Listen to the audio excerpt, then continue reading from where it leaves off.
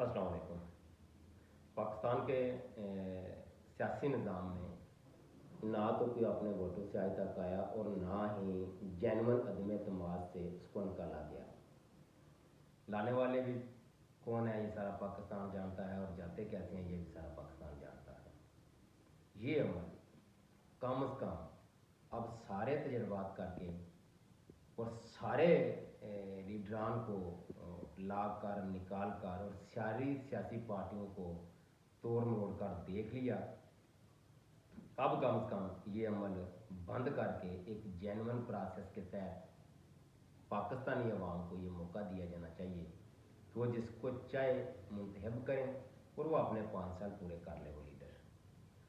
अभी आलिया मियाँ साहब की आमद ये खुशाइंद है, ठीक है, वो जिस तरह निकालेंगे और वो एक अलग बात है, उसको छोड़ देते हैं।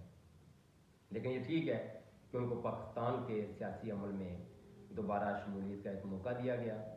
अब पाकिस्तान के इलेक्शन कमीशन को कम से कम अपनी खुददारी, उम्मीद और अपनी आज़ादी का भरपूर इस्तेमाल करते हुए पाकिस्तान में पाकिस्तानी अवाम को ये मौका फराहम करना चाहिए कि वो जिसको जी चाहे मुंतखब करें।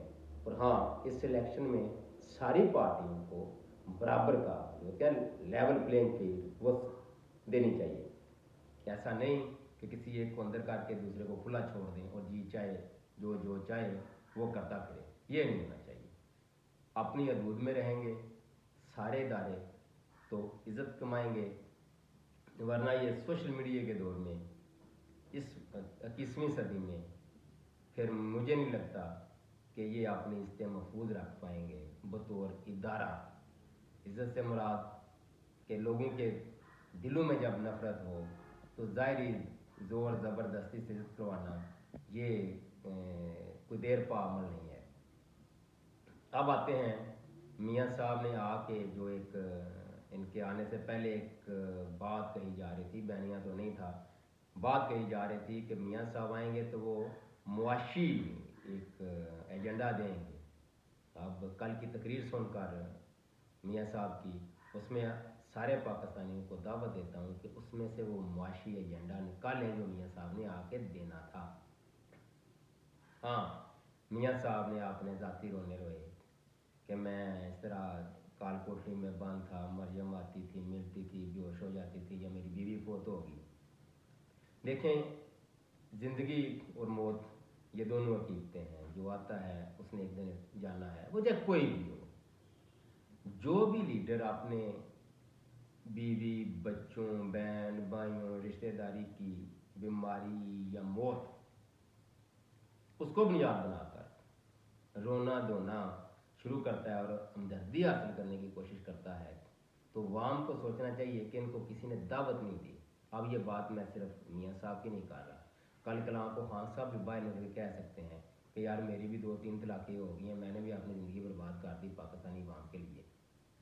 ये कोई किसी ने किसी को भी इस तरह बेनज़ीर मोहतरमा बेनज़ीर के वो उनकी आज तक वो पार्टी कह रही है कि शहादत हासिल की है किस लिए, वाम के लिए, भाई किसी ने दावत नहीं दी। देखें, जो ये काम है ना, मैं तो इसको सियासत को मैं तो इसको सुनते पैगम्बरी कहता हूँ। ये वामी फलाह के लिए, अपने मुल्क को आगे लेके जाने के लिए ये एक ऐसा काम है जिसके लिए कोई आपको दावत नहीं देता, आप खुद रज़ाकाराना तौर पर इसमें आते हैं और अपनी जान जोखिम में डालकर अपने मुल्क और कौम के लिए करते हैं। ये बहुत बड़ा काम है, लेकिन अपने ज़ाती दुखड़े सुनाना ये ना लीडरों का काम है। मैं समझता हूँ कि ये तो एवरेज सियासतदानों का काम भी नहीं है, और ना ये होना चाहिए, और ना ही वाम को इस टाइम। हाँ, आपके लिए क्या करते हैं, अगर आपके लिए कुछ करते हैं तो वो गिनती में शुमार होगा। इनकी ज़ाती ज़िंदगियाँ क्या हैं, ये अपनी ज़ाती ज़िंदगियों में क्या खोते हैं क्या पाते हैं, इससे किसी को कोई लेना देना नहीं होना चाहिए, वो उनका फैसला है।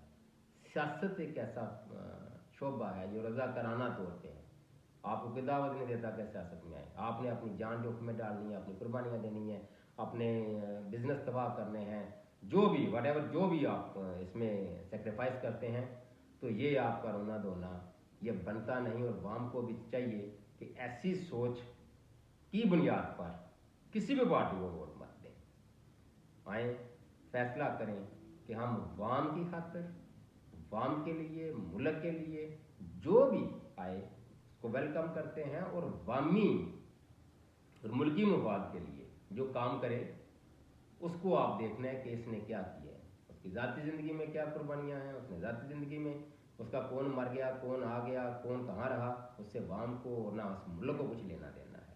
ہاں اگر کچھ کسی سیاسی یا ورکر سے یا سیاسی لیڈر سے کچھ لینا دینا ہے تو وہ کہ اس نے اپنے ملک اور قوم کے لیے کیا کیا ہے۔ اب تک کے لیے اتنا ہی، اپنا خیال رکھیے گا، اللہ حافظ۔